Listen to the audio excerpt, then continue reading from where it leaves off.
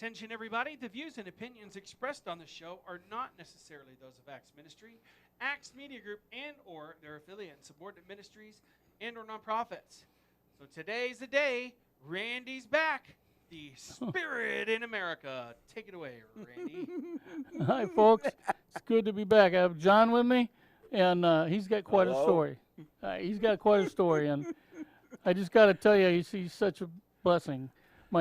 I met him through my wife. My wife works taking care of a 92-year-old lady, and he comes over and gives her things and helps her and talks to her, and he goes. He's a giver. He goes all over now, but it wasn't always like that. So we're gonna find out just what happened to you and who did it. But before we get going real good, tell us a little bit about your childhood and growing up. Oh, okay. Hi, guys. I'm John. I'm a born-again recovering alcoholic. My last drink was January 10th of 99. So praise be to our Lord. And let's see, I was the fifth of 5 kids that was a military brat. You the baby? I'm the baby, yeah, and they all still look after me.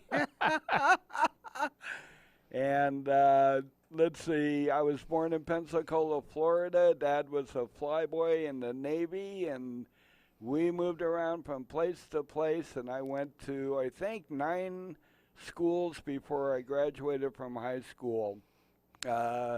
My former lifestyle started early in my life. My mom said that when I was 4 years old, my Uncle Bob, and I called him Uncle Bear Bob, used to give me sips of alcohol. And she goes, "You always wanted more." So that was a precursor to what was going to happen starting around age 14. I went to, let's see, backing up a little bit, I went to parochial schools, and I was raised with a God and Jesus who was always there pointing a finger at me. So I was always living in fear due to my early education and stuff. John, do you think moving all the time, like 9 times like that's hard on a kid, isn't it? Did that kind of hurt you and get you going the wrong way, you think? Or? Actually, I don't. You learned how to meet people. Okay. So I went to a parochial school for first and second at one school, third at another, to a public school in Virginia for 4th, 5th, 6th, a junior high for 7th, another parochial school for 8th, another parochial school for 9th, 9th, 10th, and 11th. And then went to a public school to graduate. Let's see, I was fortunate. It was easy to meet people because I was pretty good at sports. Whatever the elementary schools were, they had me play first base, and we had a lot of good athletes there, and I don't ever remember losing a game on the play yards and stuff like that. But I think a great deal of the reason behind my drinking, I was one of these guys who was attempted to completely fly away from reality due to the amount of fear in me. And it wasn't anyone's fault. It was just the way it was. And, what the schools taught, what I experienced, what I picked up off the family. We're all pretty good people in my family, but we did have this fear thing. So my first major discovery of, of getting drunk, I was 14 years old at one of my sister's weddings. Got a hold of, my dad goes, "Don't drink." So me being normal me, they had champagne cocktails, and I snuck enough to catch a really, really good buzz. And I went chasing after that drunk from the age of 14 to 41. Do you feel you were hooked just from that one time? Yes. Really? Oh, yeah. Yeah, absolutely. I might have been born an alcoholic. It might have been the thorn in my side that God created So I would either choose it or I would choose God. And so from that moment on, I have. Sorry, guys. I have a disease. Let's see. That's a obsession of the mind plus an allergy of the body. And what this does to you as you progress in the party lifestyle is you want more and more. And so, and there was no saying no because God wasn't effectively in my life. He was trying to reach me all those years saying, I love you and everything like that. And I just kind of ran away from it because that's what alcoholics do. Did you think like I'm not good enough, or? I never really thought of it in that terms. I know I'm just that I curious. was my own worst enemy. Mm. And so at 14, we moved. After I was 14, we were in the Bay Area in Vallejo. If any of y'all know where that is.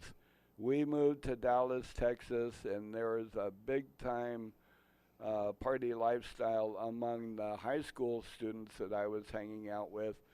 But I also still stayed with all of my, all of my athletics. And it turned out I was a halfway decent runner.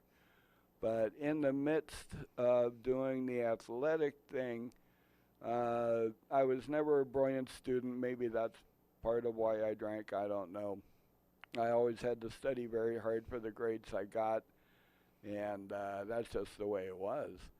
So in the midst of that, I discovered marijuana. And pot was real cheap. This is back in the mid-'70s, and so after my first high, I went chasing after the feeling of feeling happy all the time. So I guess I was pretty messed up even at that early age. Let's see. So that I drank and I smoked pot whenever it was available. There was no power in my life to say no. So on it went. We moved in the middle of my senior year in high school, and I remember how angry I was at having to do that. We moved from Dallas, Texas, out to Orange County, California, and I was extremely lonely. And but I found this one guy, and he was able to get pot, and we were able to get beer.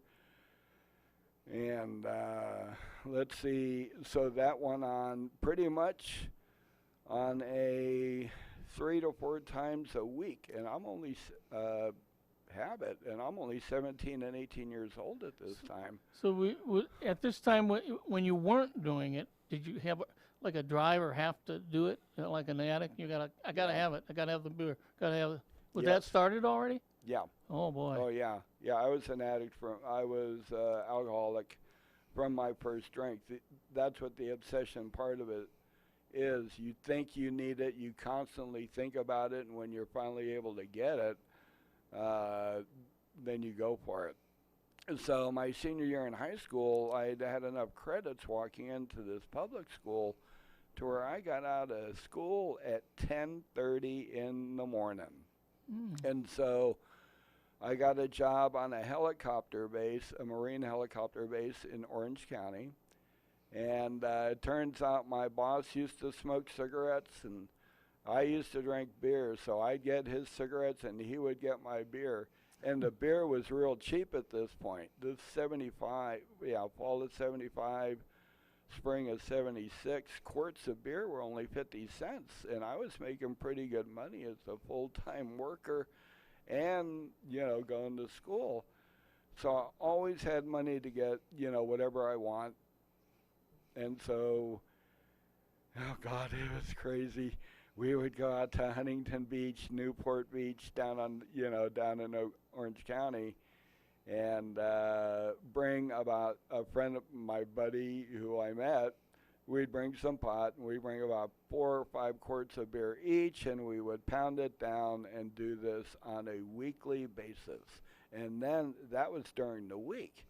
And so let's see, on the weekends I would work, but we would party just as heavily, and I started drunk driving then, and almost any time I stepped in my car, it was guaranteed that I was going to be drinking and driving. So the disease had already progressed to that point. I graduated from high school, went to junior college down in Saddleback Junior College down in Mission Viejo, I believe that's where it is.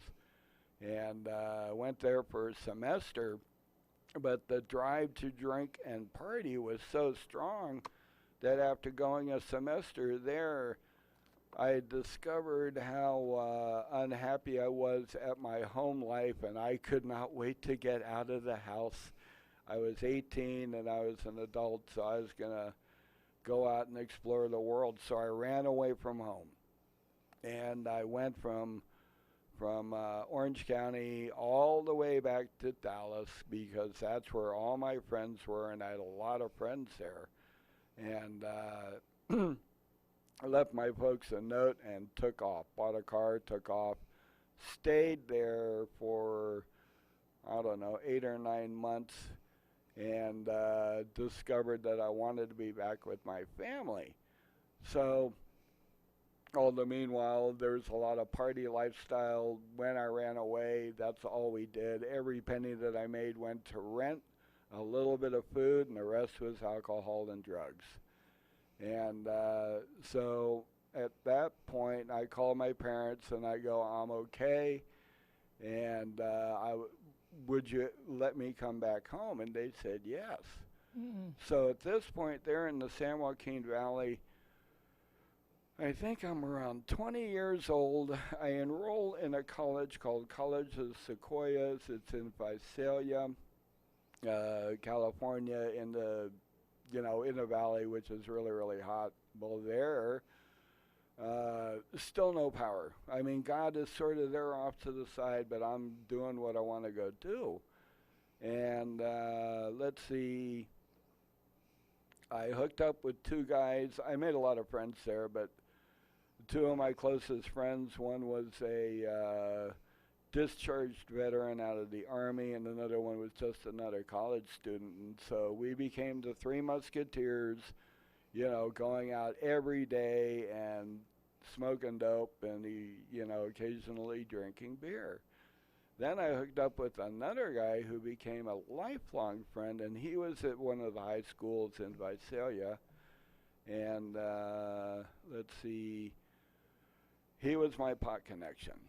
And so whenever I wanted to get pot, which was always when I was out, I would go to him. But we ended up hanging out together from that point, 78 all the way through 92. He was a very good, he was a really, really good guy, but we were both addicts, and we both did what we did. Now that's a long time. What, 12 years? So during that time, did you feel a pull from the Lord saying you got a change or anything, or did you didn't feel nothing? Okay. No, nothing. Okay. And I was hooked enough to where if I had pot, I would go smoke dope before my 8 a.m. class. And so that went on. Let's see.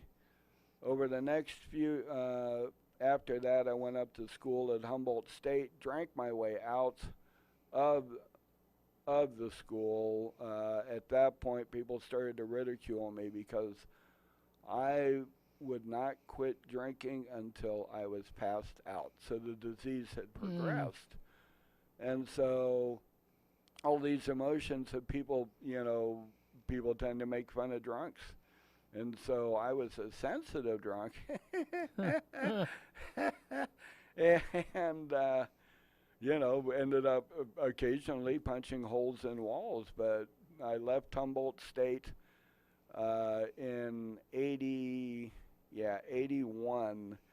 And up there was in the middle of a cannabis growing area. And so I hooked up with a dealer. And that was my major at school. I went to school because I thought all my family wanted me to go to school, but that wasn't the case. That was my perception. So I ended up dealing a lot of pot for a guy who was able to get the connections, and I made a lot of money for him, and I got my pot whenever I wanted. At that point, also up at Humboldt State, I was introduced to cocaine. Ooh. Now coke, I always thought it was overrated. We did snort some good stuff, but I never really got hooked on it. It was either, if it was around, okay; if it wasn't, okay. But at the end of all of that mess, after alienating a whole bunch of college students, I hitchhiked from Northern California, where Arcata is, all the way down to San Diego. And when I finally got down to Diego, it took about 2 to 3 days. Let's see. My dad opens the door, and I break down into tears saying, I need help. And God is still nowhere in the picture. All I knew is that I needed help and that I was an emotional mess.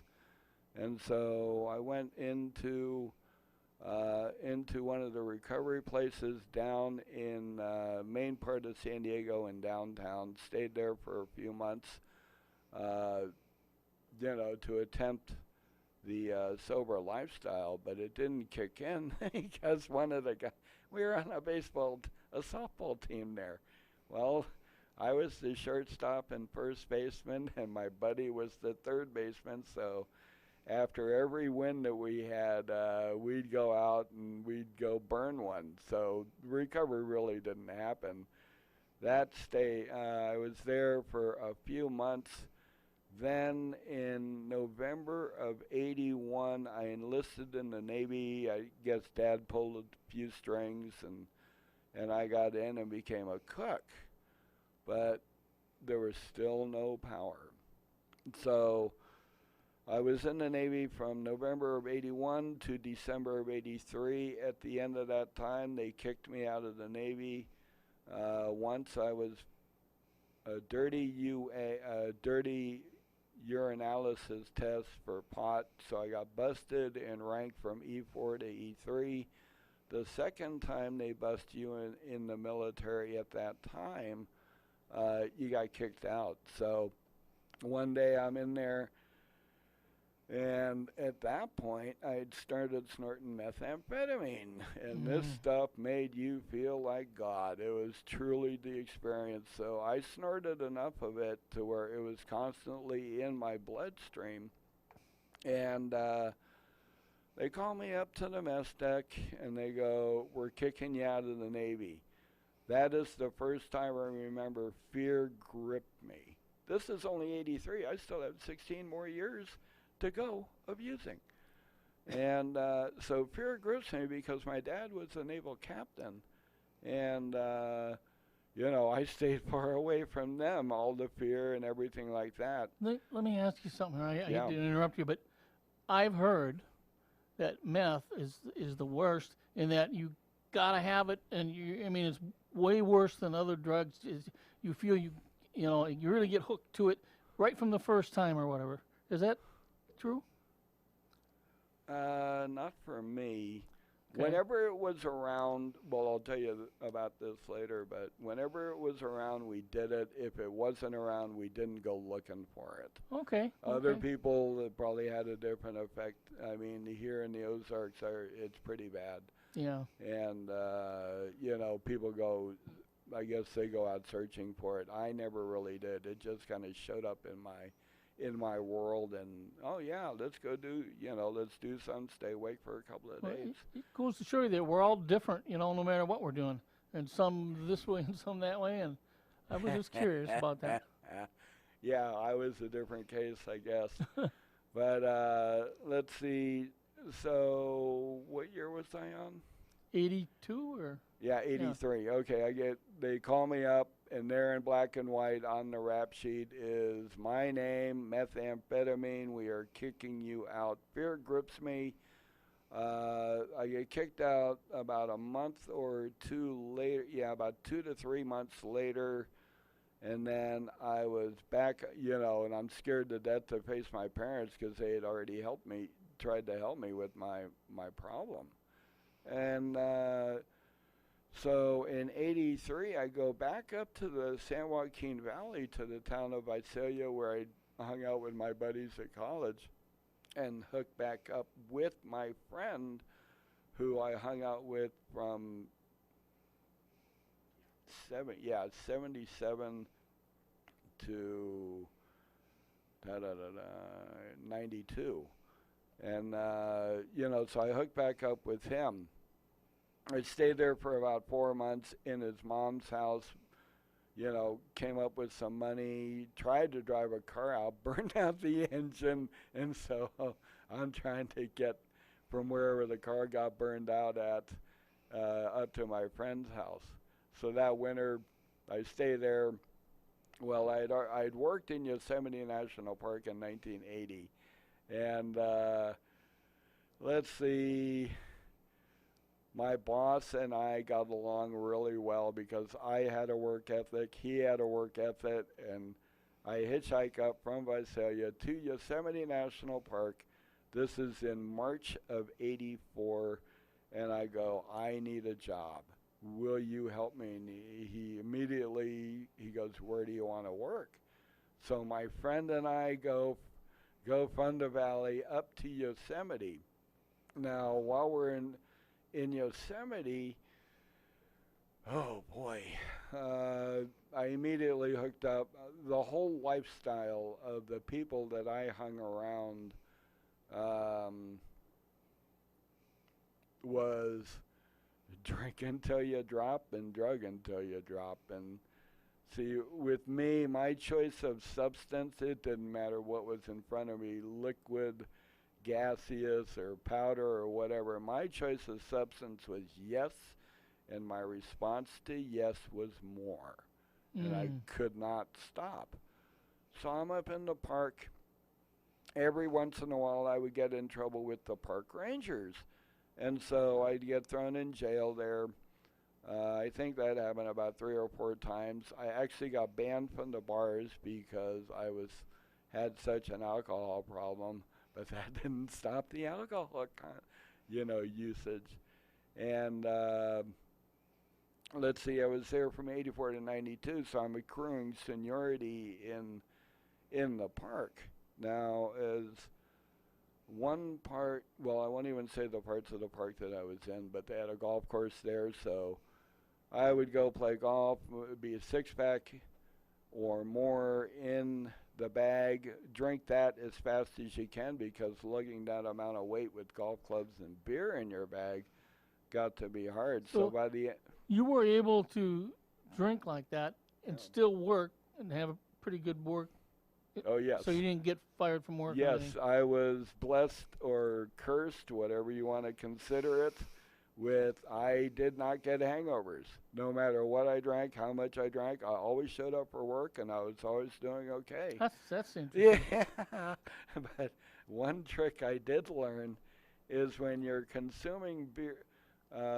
One job, I used to get off at 12:30 in the morning. 12:30 in the afternoon. And so after that, I'd immediately go to the store, buy a 6-pack, consume that, smoke a few joints, and be feeling no pain. Then I go back to the store again to have some more, and then I would pretty much pass out anywhere around 8:30 or 9 at night.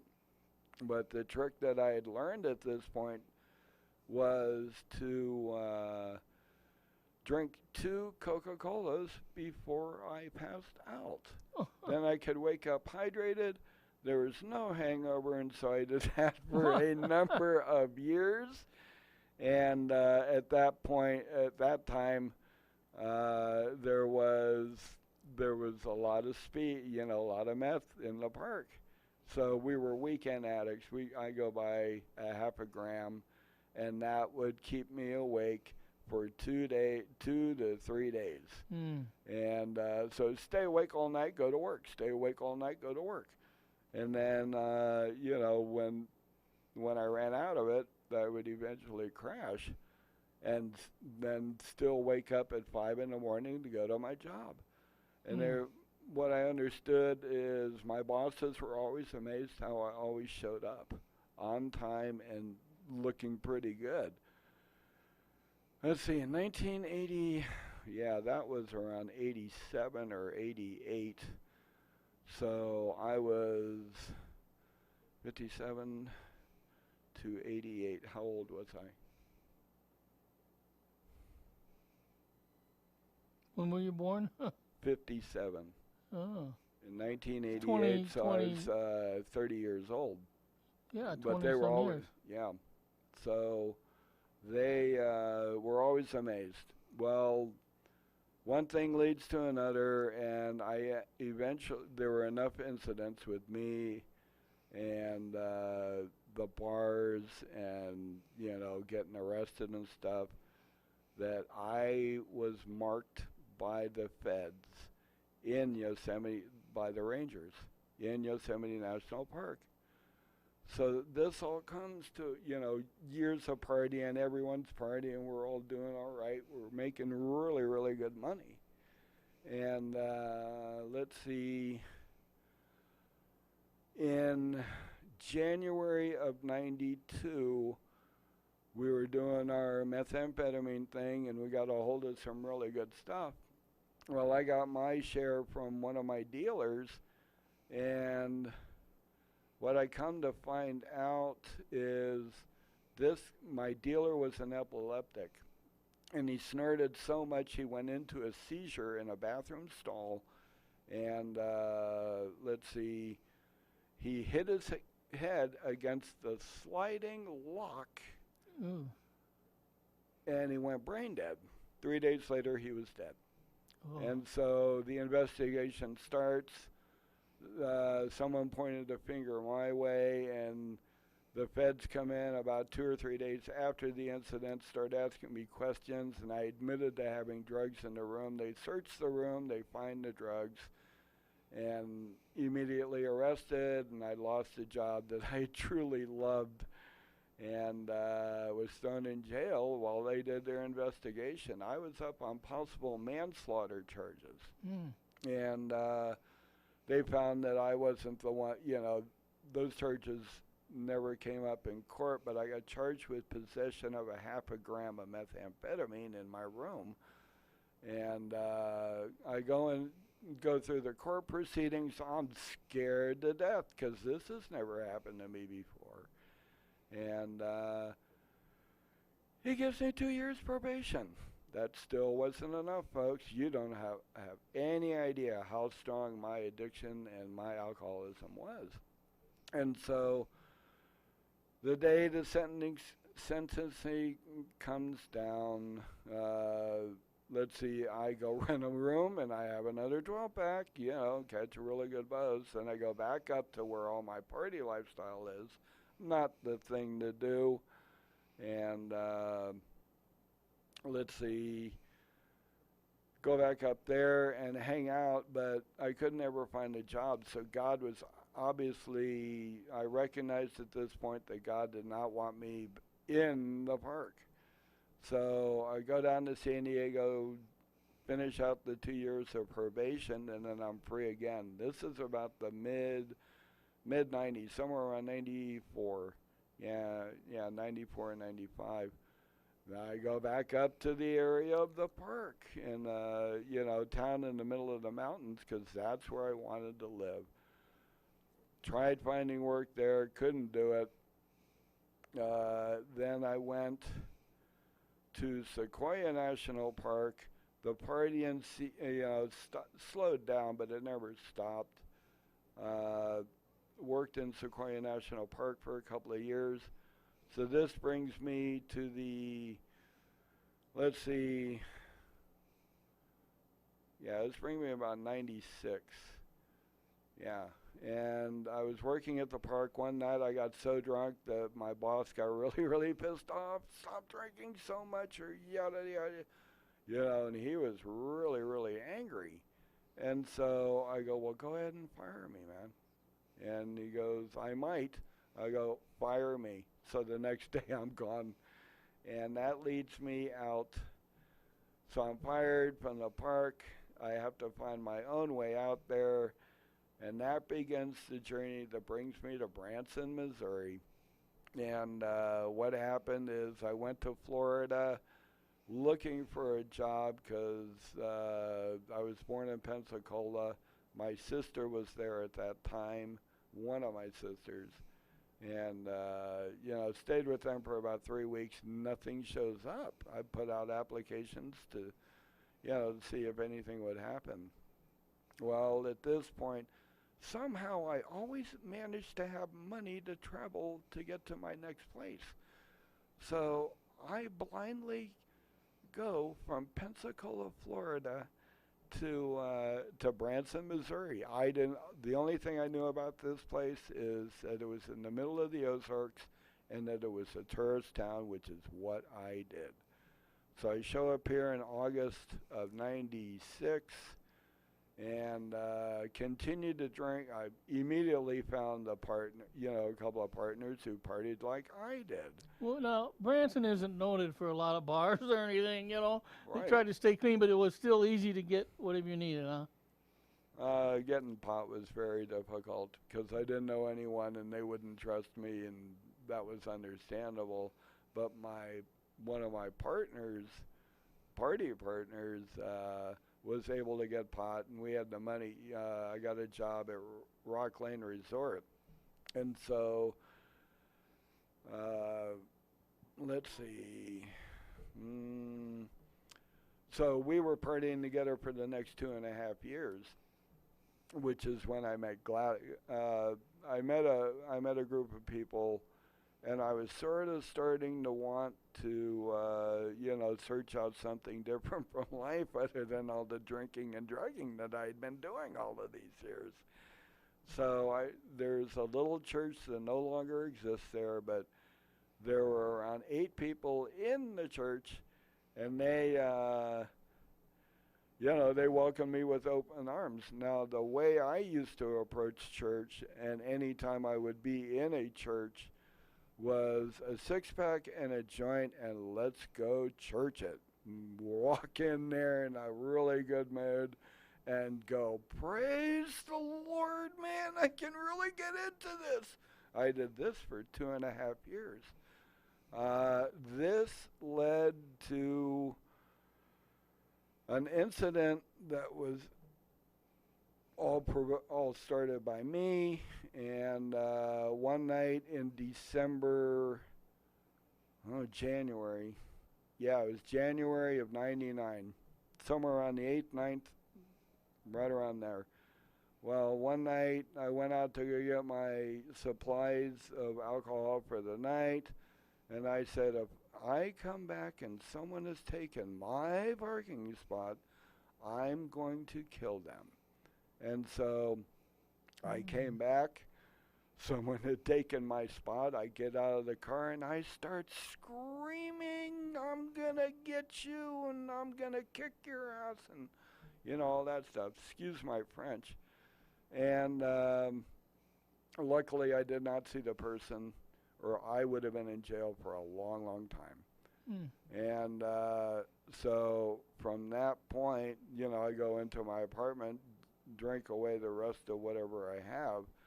The next morning, I woke up with a fear I had never felt. I don't know if any of you people out there had ever felt fear to the core, but that's exactly what I felt, and I was scared like I had never been scared before. Now, I had tried the AA program, I had tried programs, and was unwilling to do what was necessary to stay sober. At this point, I was willing to stand on my head in a corner, and so I call up the number, and I hook up with this guy who has been clean for a while. 3 days later, I walked into the meeting, and I was so willing to do anything. God had finally had all these incidents. He was trying to shove me back towards him with all the jail time, with the probation, with the encounters with This the is law. amazing. We're talking 30 years. Jesus never let go. He just kept Oh kept, yeah, kept with you until his that's it. love endures forever, Yeah. baby. So I walked in there with a willingness I'd never had before.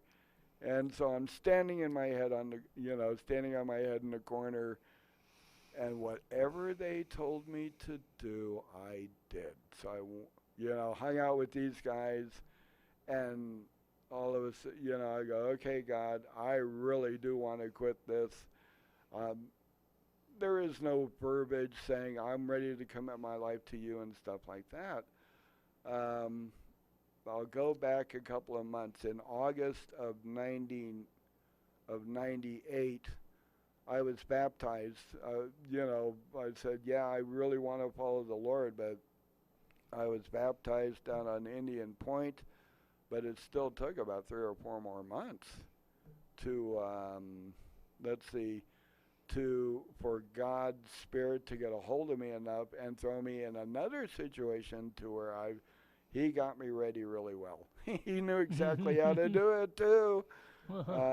God's faithful. If there's anyone out there and you're having problems with addiction or alcoholism or whatever, God is able to deliver you.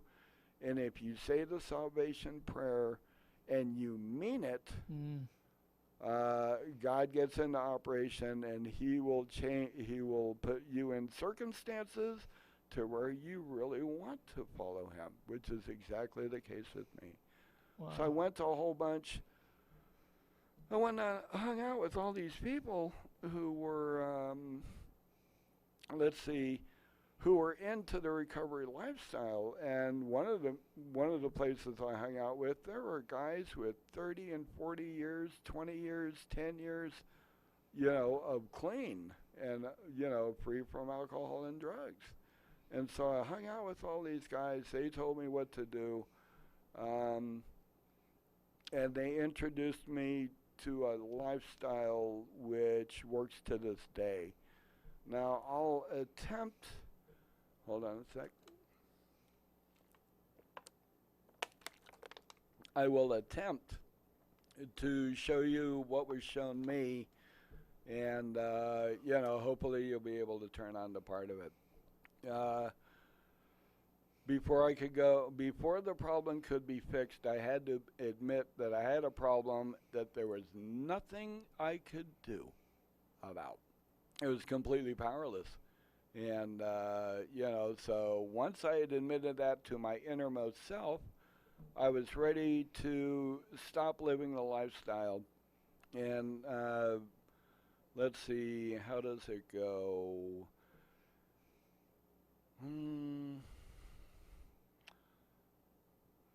Became willing to believe the power, that God could restore me to a life of sanity. Because doing the same thing over and over again for all those years is definitely a form of insanity, especially when you think you're going to get different results.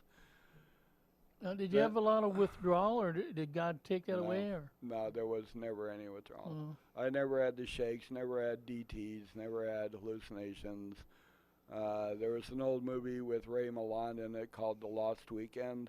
I was not that far. In fact, my buddy who guided me through the steps goes, "Oh, you're a high bottom." And I'm like, "You're kidding." The thing that all these guys said to remember was to remember how I felt when I walked in that meeting. When I walked in there on January 10th of 99, I still remember it clear as day, the fear. And so only a couple of times in the sobriety that God has given me, have actually had a yearning for it, but it usually went away. Well, one was 8 hours, and then another time was maybe about 10 minutes, and that was about it. I'll tell you about the 8-hour thing. But, let's go back to the steps. I had to make a decision to turn my will and my life over to the care of God as I understood Him.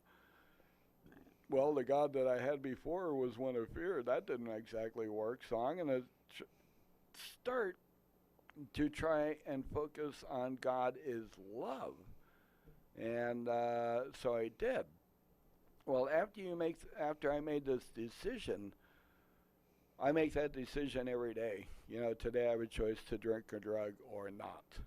I choose not to, because if I ever go back out, there'll be no more choice, and I'll probably be dead in a month. The next thing you do that they had me do is to write down a list of every person, place, institution, thing that I was angry with, what they did to me, and how it affected me. And they told me to be really, really thorough. I mean, yeah, and to be honest while you were doing this. So I did that.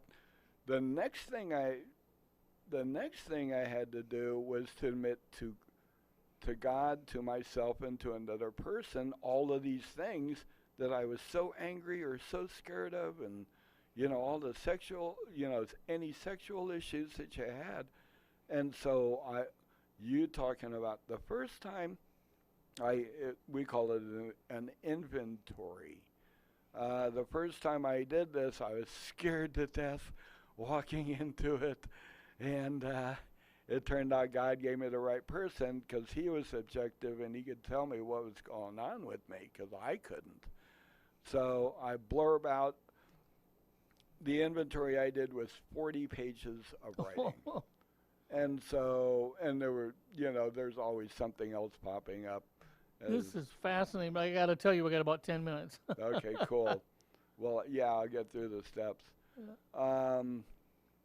And so you're blurbing this all out, but once the process of doing that part of recovery was complete, you're talking about an air freshness you can never ever believe. Only God can give this, because you've offloaded everything that was blocking you off from God. Well, did you forgive it then, or just get it off your chest? Something happens once you speak it to whoever you choose to speak it to. Something happens as you're offloading it, and the weight is lifted off. The obsession to drink is taken away, and and I was free for the first time in my life. And so now, were these guys a part of a group, or just yeah, they were, but I can't mention the group. That's right. That's right. So let's see, in the midst of that, the person that I chose to tell me said, well, this is what's the matter with you. Well, you're looking for character defects that block you off from God, as it turned out. My biggest defect was people-pleasing and cling. If someone welcomed me into their world, I would cling to them and rely on them for my self-esteem and yada, yada, yada. And when you do this with everyone in your life, you're not exactly being honest. So, yeah, that was my big deal. I needed to belong. That's no longer the case now. It's, if I belong, it's good. If I don't, I don't. No big deal. Well, let's see, you get in to asking, this is a prayer, you get on your knees and you ask God to remove all these defects of character. And then after you do that and you mean it, the cleansing is even getting more, and you're starting to feel good, and you've actually gone, a period of time without thinking of taking a drink or a drug. That's the miracle of it. As I work through this, it's like, oh wow, I didn't think of taking a drink today, or I didn't think of doing a line or smoking a joint or whatever. You mentioned salvation prayer. Did one of the guys pray with you, or ask of the Lord to your life, or you said something about a salvation prayer earlier? There was a salvation prayer, and I believe I did it by myself. Okay. Yeah, just the way it was. Praise the Lord. And then, so the next thing you had to do was make a list of all the people that you hurt, all the years. And that list came from the inventory that was done. So guess what? That's a continual thing. I doubt I will ever be able to make apologies or amends to all the people that I hurt because I have no idea where they're at. But you have to do this. It's a good thing most of the time to do it face to face, to not run away from it, to accept responsibility, and then you're really, really set free. Yeah. And then the last part of the lifestyle is to continually stay in contact with God. You know, and that's Jesus for me. We talk all day long. And then you seek through prayer and meditation to improve your conscious contact with God, praying only for knowledge of His will for us and the power to carry that out. So how did He lead you to, now that you know Him, I mean, to do what you're doing now? It looks like you're going out and helping people and everything all the time. Oh, sure. Did you just The whole idea of what God has me do and a whole bunch of other people around the world do is we give it away in order to keep it. This keeps us from using and, you know, from using or drinking again. And you do this, I do this on a weekly basis, and I go hang out. And now I'm one of the, you know, hopefully I'm one of the guys who are teaching the people in early recovery, you know, how to combat this disease. And so, you know, I go hang out with them a couple of times a week, and hopefully, you know, if God has me say something that affects someone for the good, so be it. If not, so be it too. And then, let's see, yeah, that's the last part of the thing. You give it away in order to keep it. And so, wrapping this whole thing up is my relationship with God and Jesus went from a finger-pointing thing of, oh my God, to I hang out with Him all day long. You know, and I pray all day long. And God's led me in a couple of different things. During the midst of sobriety a few years ago, this woman goes, your prayers are anointed. And so I went with, you know, that stunned me, because knowing where I came from. And so it seems like whenever God wants me to pray for something, it is His will. And if two or more agree upon anything that we ask of Him, you know, it's done for us. So, 3 minutes, cool. Yeah. So the big deal in the new lifestyle versus the old lifestyle is today I seek humility. Today I seek, you know, being humble, not being braggadocious, because anything that has been given to me or not even achieved by me, God has done all the achieving. He's allowed, you know, giving me the power to walk through doing what I needed to do on a daily basis and to stay sober. I can't think of staying sober for a week. A month is completely out of the question. If I thought I had to stay sober for a week, I would be out there drinking. But all I have to do is live in today and try and do something for God. Amen. And, you know, so servant's heart and stuff like that. And, you know, He's allowed me to touch people. I like giving a whole bunch. Given it shall be given back to you, pressed down, shaken together, you know, all that stuff. And so I've been worked for 5 years. I had heart surgery 2 years ago, people, and which is really strange. I'm 20 years into sobriety, and, you know, my heart starts acting up, but that was from the former lifestyle. How ironic. But God allowed me to live and show up here today. Well, So- John, we got to tie it up, but you know what? This is fascinating. I've listened to a lot of people, but nothing with the years like this, and able to kind of make it, but in a never land. But when he got serious, I always say, if you get serious with God, He'll get serious with you. And he got serious with God when he was so fear, and he ended up, and Christ will take you. I mean, He came to heal the sick, not the well. So, you folks, if you're having trouble or anything, you can call here or whatever, but You just say, Jesus, I need you. Come into my life. And mean it, and yeah. he'll get into action. and you'll change. You'll change, and you'll get healed. So it's been fun, and I really enjoyed that whole story. That was something. But you see the power of God there, really, though. Like he just kept on him and stayed with him, even though he wasn't right there. But then there come a time, and that was that. Yep. And he came in. Okay, well, thanks, folks. We'll see you next week. Thank you, God. Amen.